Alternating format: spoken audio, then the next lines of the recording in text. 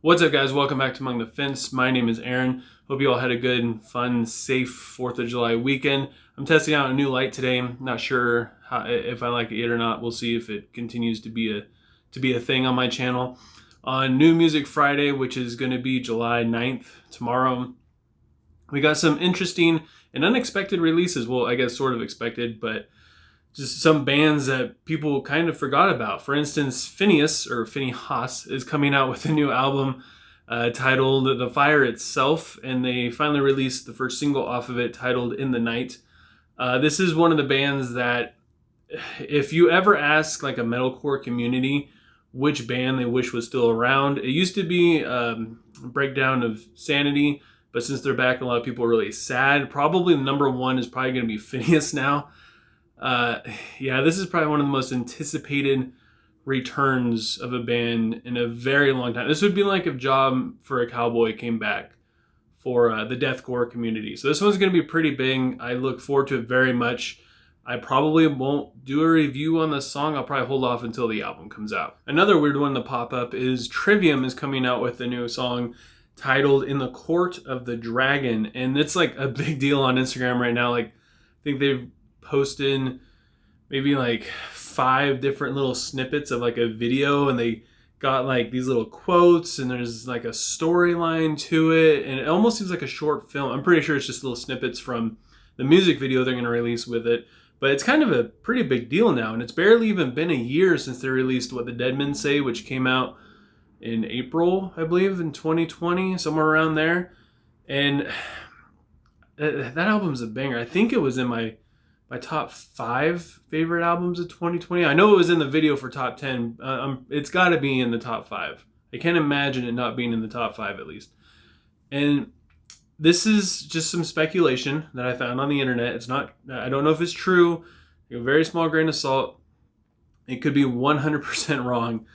But some people are kind of thinking maybe, just maybe, it might be a sequel to Shogun, which is their 3rd or 4th album. I always have a hard time remembering which one came right after Ascendancy. It was either Crusades or Shogun. But people are saying it's going to be a sequel to Shogun, which is like the best of the best. It's a lot of people's favorite album, especially by Trivium, which rightfully so. It is a badass album. My favorite's Ascendancy just because of nostalgia, but I mean Shogun it's honestly a better album.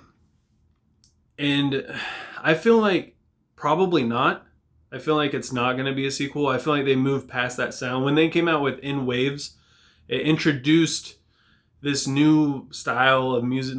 Just everything was a little bit more different. They weren't as just gun-ho and thrashy. They were a little bit more put together and neat and pretty, and the clean chorus, and like they just cleaned up quite a bit. They're not as dirty as they were back in Ascendancy and Shogun and stuff. So I feel like they moved past that sound. But I got my fingers crossed that maybe it'll be a sequel. Structures is releasing their new EP titled None of the Above. Talked about this one before when they released the single for it. And like before, I still hope that they went back to their roots, like their older style playing. A little bit less technical and flashy, and a little bit more heavy and raw sounding in that sense. I don't mind the new stuff that they come out with. I just want that old sound to come back. Just a little bit more. Be a little bit more of an influence for them. Another one that caught me off guard is Berried Alive is coming out with a new album, which I completely forgot, titled The Mixgrape. I love all the puns that they come out with for all their stuff. I got a request to do a review on their, I think it was 2017 or 2018 album titled Berries Alive, which was some of the most insane, just over-the-top music I've heard. Probably pretty close to ever. I mean, I've heard some really weird stuff, like Infant Annihilator. This isn't, it's not quite that extreme, but I mean, it's pretty insane. It's probably the most insane stuff I have on my channel, at least. I hope that Charles, the guy who does all this stuff, him and his wife, I hope that Charles brings back the Berries Alive kind of sound, because when I first put the request up there, the guy asked for Berries Alive, and I overlooked it. And I would put up Fuego, which was their album that came out after it, I believe in the year 2000. And it's nothing like Berries Alive. It's it's a little bit more fun and playful and less technical and on the edge. And I really want that technicality to come back because it's just insane what Charles can do. Victims is coming out with a new album titled Volume 4, Numb the Ache. I've never listened to Victims before, but a lot of people have told me I should check them out. I never got like a specific request to do a review on them, but I'll probably give this album a listen just out of curiosity. Another release that caught me completely off guard was earlier this week. Emmure released a new song titled Sons of Medusa. It is a 1 minute and 33 second song that they recorded while they were in the studio for Hindsight.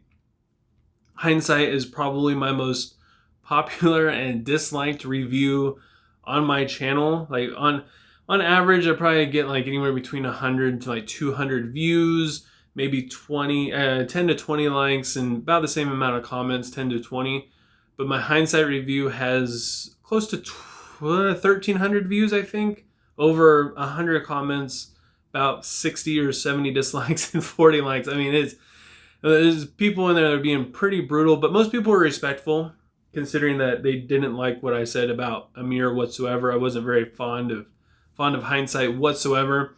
So when I heard that Sons of Medusa came from that, I wasn't expecting much, but I gotta say it wasn't that bad. Sons of Medusa, it's heavy. It's short. It doesn't feel that short though, but it is pretty short. And it's better than most of the other stuff that's on Hindsight. But then again, if you can listen to the entire like 38 minutes of Hindsight, I guess a 1-minute-and-30-second song isn't really going to be that bad. And that wraps up New Music Friday. I'm sure there's lots of stuff that I missed that you guys are looking forward to. So go ahead and leave a comment below letting me know if I missed anything or just what you're looking forward to in general. I'm going to be working on the new Born of Osiris album. Hopefully get that review out by maybe Saturday. And then Request Wednesday, I'm going to get out the Darko review, which I've had it for almost 2 or 3 weeks now. So if you got anything on my review, go ahead and leave a comment below. We'll throw it up on the whiteboard, which is currently behind the camera. You can't see it right now, but we will get you squared away. If you enjoy this video, don't forget to give it a like. If you want to see more like it, you just enjoy metal reviews, specifically in like metalcore and death metal and stuff, deathcore genre, please consider subscribing and ringing the bell icon. That way you don't miss out on any of my future stuff. It does a lot to support me and my channel, which is still very small. Well, my channel is small. I'm not really that small, but a very small channel. And I hope you guys all have a good rest of your day or night whenever you happen to be watching this. And I'll talk to you guys next time. I was strong, ignorant, kid relying on my parents' said to save me.